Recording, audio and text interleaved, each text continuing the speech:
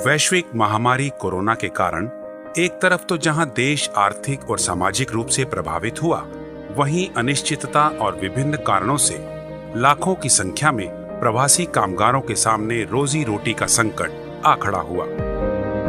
इस संकट की सबसे बड़ी चोट अगर किसी पर पड़ी है तो हमारे गरीब श्रमिक वर्ग पर पड़ी है। उनकी तकलीफ शब्दों में नहीं कही जा सकती।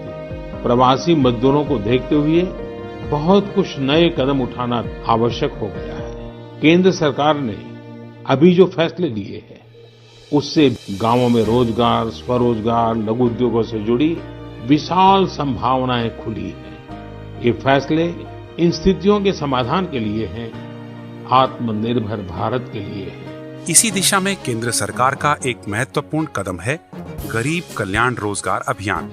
इस अभियान के तहत 125 दिवस निश्चित किए गए हैं। व्यय की जाने वाली राशि 50,000 करोड़ रुपए है।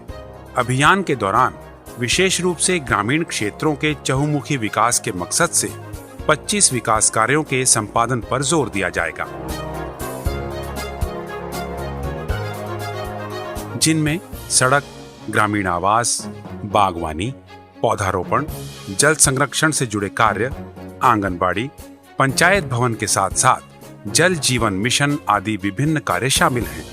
125 कार्य दिवसों वाले इस अभियान के तहत जो कामगार अपने गृह क्षेत्रों में आने के बाद अपने क्षेत्र में ही रहकर काम करना चाहते हैं, उनको उनके हुनर और रुचि के अनुसार संगठित करते हुए सतत आजीविका सृजन के लिए उद्यमिता और आजीविका विस्तार के प्रयास किए जाएंगे। जिन कामगारों को रोजगार की तुरंत आवश्यकता है, उन्हें विभिन्न कार्य क्षेत्रों में मजदूरी का रोजगार उपलब्ध करवाया जाएगा। इस पहल से एक तरफ तो जहां विभिन्न स्थायी परिसंपत्तियों का निर्माण होगा, वहीं दूसरी तरफ क्षेत्र के विकास के साथ साथ ग्रामीण अर्थव्यवस्था को भी मजबूती मिलेगी। ये अभियान विशेष रूप से 6 राज्यों के 116 जिलों के लिए है, जहां प्रवासी मजदूरों की वापसी अपेक्षाकृत अधिक हुई है।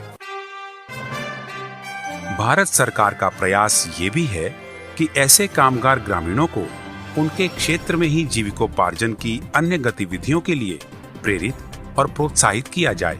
गरीब कल्याण रोजगार अभियान की गतिविधियों को निकट भविष्य में सतत प्रक्रिया के तहत जारी रखते हुए अभियान को एक सशक्त आधार के रूप में स्थापित करने का प्रयास केंद्र सरकार द्वारा किया जाएगा, ताकि ग्रामीण क्षेत्रों में रोजगार और विकास के नए आयाम खुल सकें।